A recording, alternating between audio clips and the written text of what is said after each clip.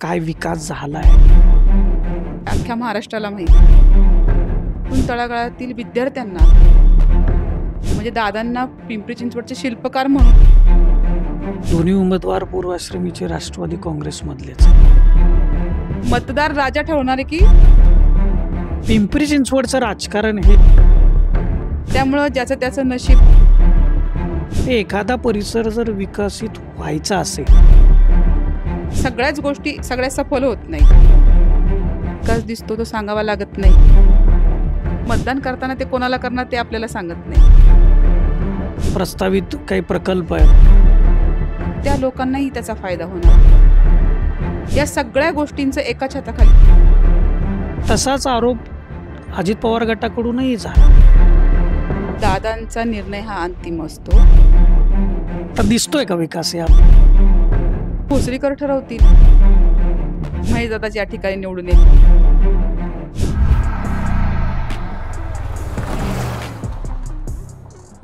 Post graduate degree कोर्सच्या माध्यमातून परिपूर्ण राजकीय नेतृत्व घडवणारं आणि प्राध्यापक राहुल कराड यांच्या संकल्पनेतून साकारलेलं भारतातील पहिलं institute MIT school of government.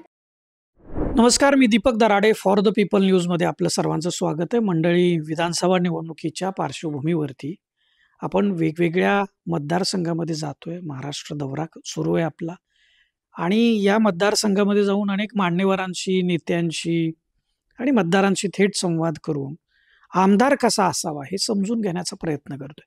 एक वेगळा प्रयोग आम्ही करतोय, कारण आमदार कोण होणार याच्याविषयी अनेक चर्चा सुरू आहेत, पण आमदार तो कसा असला पाहिजे याविषयी आपण सविस्तरानं हे विचारमंथन करतो. याचं कारण आहे की गेली 75 वर्ष आपण देश स्वतंत्र होऊन झालेले आहेत. पुन्हा पुन्हा तेच मुद्दे, तेच प्रश्न चर्चेमध्ये येतात. तर या सगळ्या प्रश्नांचं एक विचारमंथन हे निवडणुकीच्या काळामध्ये व्हायला पाहिजे, म्हणून हा एक अल्पसा प्रयत्न आपला होतोय. आणि आपण या भोसरी विधानसभा मतदारसंघामध्ये जिथल्या लढतीची चर्चा ही पूर्ण महाराष्ट्रामध्ये सुरू आहे. माझ्यासोबत या ठिकाणी आल्हादताई आहेत आणि राष्ट्रवादी काँग्रेस अजित पवार गटाच्या त्या शहराध्यक्ष आहेत. त्यांच्याशी आपण बोलणार आहे. नेमका आमदार कसा असावा या संदर्भात फार कमी चर्चा होते. तसं तर आमदार कोण असावा याविषयी कुठेही तुम्ही गेलात, चौकामध्ये ती चर्चा सुरू आहे, घरात सुरू आहे. पण आमदार कसा असावा म्हटलं की मग इतर वेगळे मुद्दे, विकासाचे मुद्दे, प्रश्न, समस्या, ह्या सगळ्या गोष्टी अगदी त्याला जोडून येतात. तुम्ही कसं बघता याच्याकडे? खरं तर आमदार कसा असावा हा प्रश्न तुम्ही अतिशय चांगला विचारलाय मला वाटतं. कारण आमदार हा जनतेच्या मनातला आमदार असावा, जनतेच्या हिताचे प्रश्न सोडवणारा असावा, सुसंस्कृत, सभ्य असा आमदार असावा, जेणेकरून लोकांचे जे काही अडचणी, समस्या आहेत त्या त्यांच्यापर्यंत मांडता आल्या पाहिजे. जातीपातीच्या पलीकडचं काम करणारा असा आमदार असावा, असं माझ्या मते वाटतं. आता ह्या निवडणुकीच्या पार्श्वभूमीवरती भोसरी विधानसभाचा परिसर जर बघितलं तर काय वाटतं, नेमके कुठले मुद्दे आहेत इथं चर्चेमध्ये? काय विकास झालाय, काय विकास राहिलाय, किंवा त्याच्या संदर्भातलं तुम्ही कसं बघता या परसेप्शनमध्ये? खरं तर पूर्ण पिंपरी चिंचवडचा जर विकास पाहिला तर ह्याच्यामध्ये राज्याचे उपमुख्यमंत्री अजितदादा पवार यांच्या या कालखंडामध्ये त्यांनी जो पिंपरी चिंचवडचा विकास केला अख्ख्या महाराष्ट्राला माहिती आहे. म्हणजे दादांना पिंपरी चिंचवडचे शिल्पकार म्हणून अख्खा महाराष्ट्र ओळखतो. जेव्हा महाराष्ट्रातल्या एखाद्या जिल्ह्यातला माणूस जेव्हा पिंपरी चिंचवडमध्ये येतो तेव्हा त्याला असं वाटतं की मी कुठेतरी अमेरिकेमध्ये आलोय की काय, असा ह्या पिंपरी चिंचवडचा विकास झालाय. आणि प्रामुख्याने मी तिन्ही विधानसभेमध्ये काम करत असताना मी भोसरी विधानसभेत राहते. त्यामुळं भोसरी विधानसभेच्या विकास कामांबद्दल तुम्ही बोललात तर बरीचशी विकास कामं झालेली आहेत आणि काही बाकी राहिलेली आहेत. त्याच्यावरती ते काम होईल पुढे जाऊन 5 वर्षामध्ये. परंतु प्रामुख्याने जे महत्त्वाचं जे विषय आहे आमच्या इथे होता तो कचऱ्याचा डेपो. जो कचऱ्याचा डेपो आहे त्याचा वास अतिशय म्हणजे पूर्ण ह्या भागामध्ये, परिसरामध्ये त्याचा वास, दुर्गंधी आणि पूर्ण त्याचं एक रसायन त्याच्यामधनं बाहेर पडायचं. त्याच्यामुळे लोकं आजारी पडायचे. त्याच्यावरती आम्ही आंदोलनं केलं, मोर्चे केले. त्यानंतर या भागातील आमदार जे आहेत महेशदादा लांडगे यांच्यामार्फत त्या ठिकाणी वेस्ट टू एनर्जी प्रकल्प आला. त्यानंतर त्या ठिकाणी कचऱ्याचं विलगीकरण करण्यासाठी वेगवेगळ्या प्रकारच्या यंत्रणा त्या ठिकाणी राबवल्या गेल्या. त्यामुळं काही प्रमाणात हा वास कमी प्रमाणात येतोय आता. म्हणजे आत्ता सध्या तर वास नाहीच आहे. म्हणजे मी स्वतः इथं आम्ही जर दरवाजा उघडा ठेवला तर वासाचं प्रमाण इतकं असायचं या दिवसांमध्ये. हिवाळ्यामध्ये जास्त वास यायचा, उन्हाळ्यामध्ये तो कमी असायचा. परंतु आता तर वास येत नाहीये. म्हणजे ती एक चांगली समस्या दादांच्या वतीने ती सोडवली गेली. एक या भागामध्ये गेलो म्हणजे आपण चरोलीपासून मोसी, चिखली ही जी सगळी गावं आहेत, जी नव्यानं समाविष्ट झालेली गावं आपण म्हणतो. पिंपरी चिंचवड महापालिकेमध्ये 1997 मध्ये झाली ती. तर इथं जे आत्ता जे दिसतंय हे सगळं बदलत असलेलं चित्र आहे. इथले रस्ते, इथलं पाण्याचा पुरवठा किंवा ड्रेनेज लाईन. एखादा परिसर जर विकसित व्हायचा असेल, तर मुळात त्या ठिकाणी पायाभूत सुविधांची गरज असते. तर हे इथं फार वेगानं आता डेव्हलप होत असलेला परिसर म्हणून तुमचा चरोली, मोशी प्राधिकरण किंवा ह्या सगळ्या परिसराचा आत्ता एक बोलबाला आहे. म्हणजे चरोलीमध्ये तर आय टी पार्क येतंय. जी चर्चा आपण हिंजवडी किंवा खराडी किंवा मगरपट्टा सिटीबद्दल होत असते देशभर, ते आता चरोली म्हणजे तुमच्या मतदारसंघाची होते. कसं बघता या सगळ्या कामांकडे? खरं तर आपल्या ह्या भागामध्ये मोशी, चिखली, चरवली भाग जो असेल, त्याची डेव्हलपमेंट आत्ता ह्या गेल्या 7 वर्षांमध्ये जास्त प्रमाणात झालेत. म्हणजे लोकवस्ती जास्त वाढलेली आहे. बाहेर जिल्ह्यातले असतील, तालुक्यातले असतील लोकं या ठिकाणी कामाच्या निमित्ताने वास्तव करण्यास आलेले आहेत. परंतु वाढत्या गरजा, वाढती लोकसंख्या आणि त्यांच्या गरजा भागवण्यासाठी ज्या काही गोष्टी आवश्यक आहेत, त्या आपल्या म्हणजे मोशी भागामधल्या जर पाहायला गेलं, तर त्या ठिकाणी पाण्याचा म्हणजे वॉटर मीटर, गटर ह्या प्रामुख्याने सगळ्यांच्या मागण्या असतात. तर त्या सोडवण्यासाठी प्रशासनही आणि महिलांच्या मार्फतही प्रयत्न केले गेले आहेत. परंतु काही ठिकाणी काय होतं, की सगळ्याच गोष्टी सगळ्या सफल होत नाहीत. मग त्या हळू-हळू त्या प्रत्येक ठिकाणच्या गोष्टी सोडवण्याचा प्रयत्न केला जातो. म्हणजे तुम्ही म्हणसाल, की बाबा आता आमच्या इथे मला वाटतं चिखली भागामध्ये पाण्याची समस्या होती. परंतु आता भामा आसखेडचं पाणी त्या ठिकाणी येणार आहे. म्हणजे ती प्रोसेसमध्ये आहे आणि त्याचं पाणी पुढून नागरिकांना मिळणार आहे. म्हणजे ते प्रगती पथावरती काम त्याचं चालू आहे. त्यामुळं ह्या सगळ्याच गोष्टी मला वाटतं सुरळीतपणे पुढच्या या 5 वर्षामध्ये होतील. याच्याबरोबर आरोग्य आणि शिक्षणाच्या दृष्टिकोनातूनही इथं प्रस्तावित काही प्रकल्प आहेत. पर्यटनाच्या दृष्टिकोनातून संभाजी महाराजांचं एक स्मारक होतंय किंवा संविधान भवन होतंय. तर या सगळ्या प्रकल्पांकडे तुम्ही कसं बघता म्हणजे? खरं तर मला वाटतं की आमच्या ह्या भागामध्ये, मोशी भागामध्ये 850 बेडचं हॉस्पिटल होतंय. ती अतिशय चांगली गोष्ट आहे. कारण या भागामध्ये जुन्नर, आंबेगाव, खेड त्या ठिकाणचे जे नागरिक आहेत, ज्यांचे काही रुग्ण असतील, त्यांना डायरेक्ट YCM किंवा पुण्यात जावं लागत होतं. परंतु मध्यस्थी जर ह्या मोशीमध्ये एवढं 850 बेडचं जर हॉस्पिटल झालं, तर त्या लोकांनाही त्याचा फायदा होणार आहे. म्हणजे ती अतिशय चांगली गोष्ट आहे. त्याचप्रमाणे त्या ठिकाणी सफारी पार्क पण होतंय. म्हणजे सफारी पार्क असेल, इकडे चिखलीत गेलात तर संतपीठ म्हणून एक शिक्षण संस्था स्थापन केली, जेणेकरून चिखली भागामध्ये देव हे आपलं सगळं संतश्रेष्ठ जगद्गुरू संत तुकाराम महाराजांचं. या साईडला पाहिलं तर आळंदी म्हणजे संतश्रेष्ठ आपले माऊली महाराजांचं. तर त्याच्यामध्ये जे संतपीठ तयार झाले, त्याच्यामध्ये आध्यात्मिक, शैक्षणिक या सगळ्या गोष्टींचं एका छताखाली त्या मुलांना शिक्षण मिळणार आहे. ती पण अतिशय आनंदाची गोष्ट आहे. कारण CBSE सारख्या ज्या शाळा झालेल्या आहेत, त्या उच्चभ्रू लोकं तिथे त्या ठिकाणी पैसे भरून आपल्या मुलांना शिक्षण देऊ शकतात. परंतु या ठिकाणी पालिकेच्या अंतर्गत हे शाळेचं सगळं नियोजन केलं जातं आणि त्या माध्यमातून तळागाळातील विद्यार्थ्यांना अतिशय चांगलं असं संस्कृत विषयासारखं शिक्षण त्या ठिकाणी मिळतं. म्हणजे त्या ठिकाणी संस्कार पण जपले जातात आणि संस्कृती पण जपली जाते. असं ह्या संतपीठाचं वैशिष्ट्य आहे. त्यामुळं ते एक छान आमच्या पूर्ण या भोसरी भागामध्ये चांगल्या प्रकारे डेव्हलपमेंट झालेलं आहे. आता थोडासा राजकीय प्रश्न आहे खरं तर हा. दोन्ही उमेदवार तुमच्या बरोबरीनं काम केलेले आहेत.